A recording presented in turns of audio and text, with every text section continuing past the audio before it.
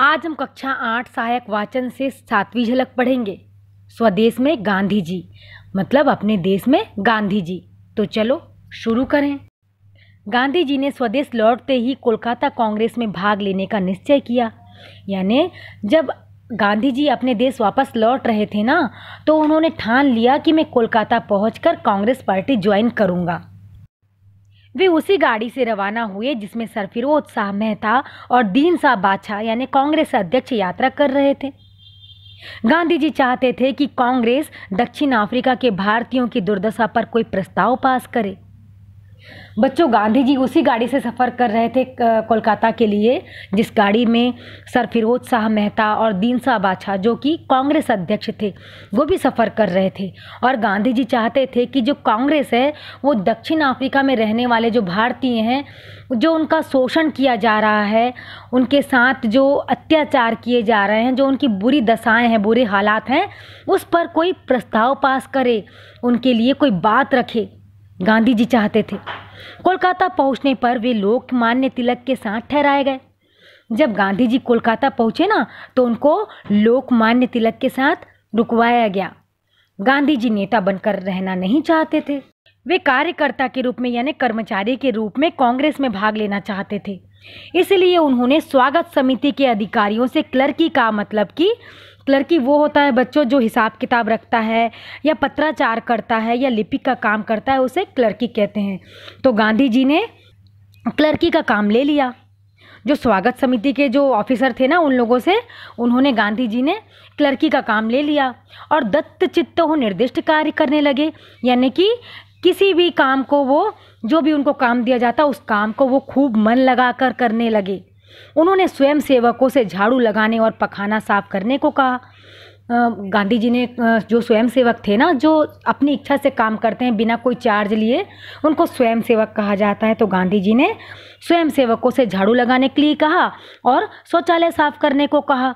तो स्वयं सेवक ऐसा विचित्र आदेश मानने के लिए तैयार नहीं हुए, उन्होंने मना कर दिया। तब गांधी जी स्वयं सफाई के काम में जुट गए। वो स्वयं ही साफ सफाई करने लगे। गांधी जी कहते नहीं थे, करते थे। जब कांग्रेस का अधिवेशन प्रारंभ हुआ, यानी जब कांग्रेस का सम्मेलन या बैठक शुरू हुई, तब उन्होंने अपनी बात कहने के लिए अध्यक्ष से समय मांगा, क्योंकि गांधी जी के मन में भी कुछ बातें थी, वो कहना चाहते थे।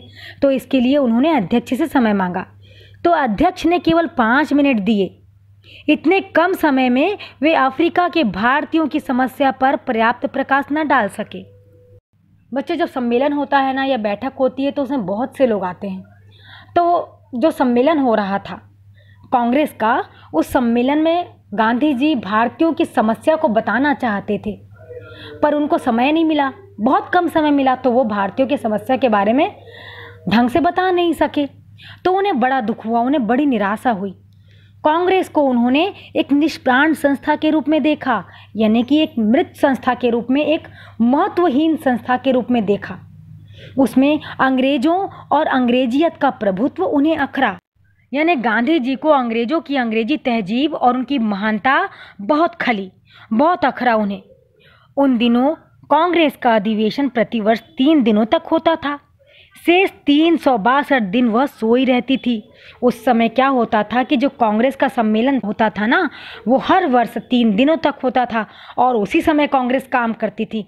बाकी के 362 दिन वो कोई काम नहीं करती थी। इसीलिए यहाँ पर कहा गया है कि शेष 362 दिनों तक वो सोई रहती थी। गांधी जी कोलकाता में गोखले के साथ महीने भर रहे। उन्होंने अपने कोलकाता निवास में वहाँ के नेताओं से भेंट की, यानी वहाँ के नेताओं से मुलाकात की। वे काली मंदिर में भी गए। वहाँ पशु बलि के दृश्य ने उन्हें पीड़ा पहुँचाई, यानी जानवरों की बलि को देखा उन्होंने तो उन्हें बड़ा कष्ट हुआ। थोड़े समय के लिए उन्होंने बर्मा देश की भी यात्रा की। भारतीय जनता और जीवन का अध्ययन करने की दृष्टि से गांधी जी ने कोलकाता से राजकोट लौटते समय 3रे दर्जे में यात्रा की। मतलब भारतीय जनता यानी भारतीय लोग और उनके जीवन का अध्ययन, यानी भारतीय लोग और उनके जीवन जीने की जो शैली है, इसका अध्ययन करने के लिए गांधी जी कोलकाता से राजकोट जब लौट रहे थे तो उन्होंने 3रे दर्जे के डिब्बे में यात्रा की।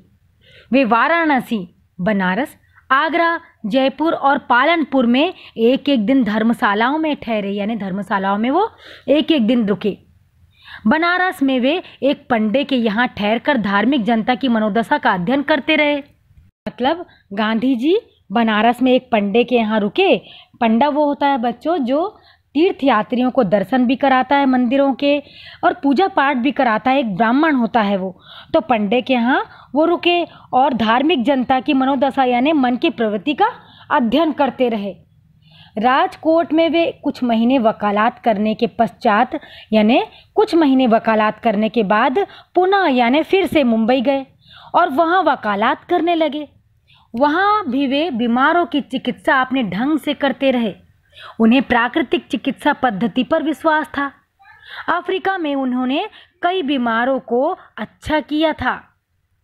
एक बार उनका पुत्र यानी उनका बेटा मणिलाल विषम ज्वर यानी कि गंभीर बुखार से बीमार हो गया। निमोनिया की आशंका होने लगी। तब उन्होंने एक पारसी डॉक्टर को बुलवाया जिसने चिकित्सा के समय अंडे और मांस का शोरबा देने की सलाह दी, परंतु गांधी जी ने डॉक्टरों की सलाह नहीं मानी।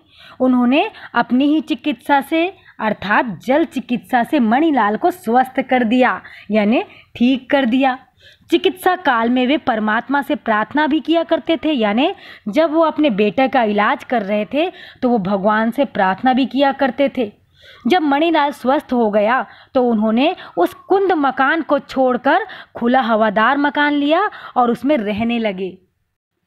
मतलब बच्चों जब गांधी जी के पुत्र ठीक हो गए तो उन्होंने क्या किया कि उस कुंद मकान को, मतलब उस मकान में क्या था कि ना हवा का साधन था ना ही प्रकाश का साधन था, तो उस मकान को उन्होंने छोड़ दिया और वो खुले हवादार मकान में रहने लगे।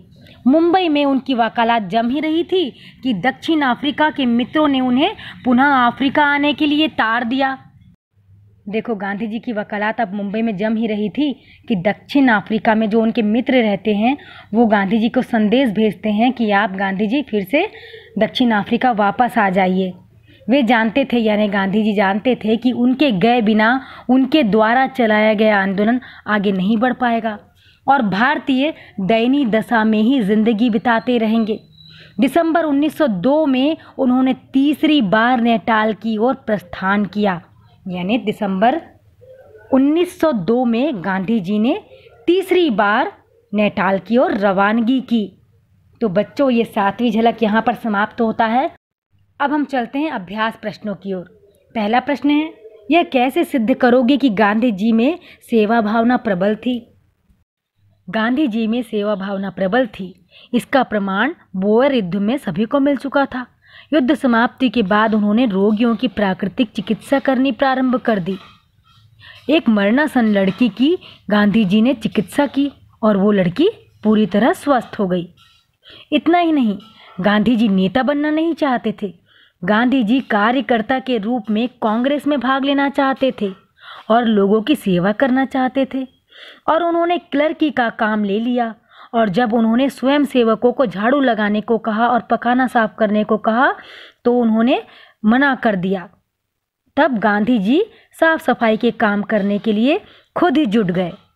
प्रश्न नंबर 2 है, कोलकाता कांग्रेस के अधिवेशन में भाग लेकर गांधी जी को निराशा क्यों हुई? कोलकाता कांग्रेस के अधिवेशन में भाग लेकर गांधी जी को निराशा इसीलिए हुई क्योंकि जब कांग्रेस का अधिवेशन प्रारंभ हुआ तब उन्होंने अपनी बात कहने के लिए अध्यक्ष से समय मांगा। अध्यक्ष ने केवल 5 मिनट दिए। इतने कम समय में वे अफ्रीका के भारतीयों की समस्या पर पर्याप्त प्रकाश न डाल सके, इसलिए उन्हें बड़ी निराशा हुई। तो बच्चों ये 7वीं झलक यहाँ पर समाप्त होता है। अब हम मिलेंगे 8वीं झलक के साथ अगले वीडियो में।